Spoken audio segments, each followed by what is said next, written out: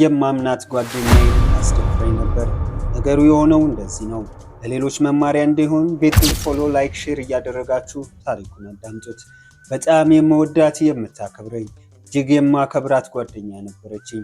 እንኳን አውርተን ሳናወራ እንግባባለን። እኔ ያለ እሷ ያለ እኔ ጓደኝነት ያለ አይመስለንም ነበር። እሷ ግን እንደ ይሁዳ በብር ሸጠችኝ።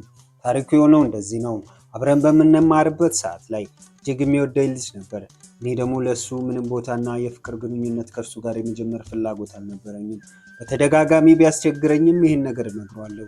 እሱ ግን እልህ ስለተያዘ በጓደኛዬ በኩል መጣ።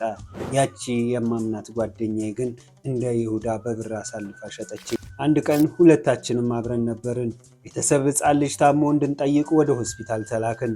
ታዲያ ከሰፈራችን ጨለምለም ብሎ ስለነበረ ሆስፒታሉም ቅርብ ስለነበር ከእሷ ጋር ተያይዘን ሄድን። ልጁን ጠይቀን ስንመለስ ሰፈራችን የሚገኝ ጨለማ ቦታ ከኔ ተደብቃ ደውላ ጠራችው። እሱም በፍጥነት ወደ እኔ ሲመጣ ተመለከትኩት። ባለሁበት ደንግጬ ቆምኩ። ሰፈሩ በጣም ያስፈራል፣ ጨለማም ነው።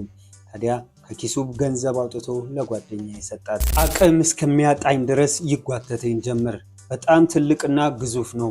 ጓደኛዬ ግን ገንዘቧን እየቆጠረች ቆማ ታይኛለች። እሱ ይዞ ሊሄድ ሲል አጋጣሚ ሆኖ አጎቴ ከሩቅ መጣ።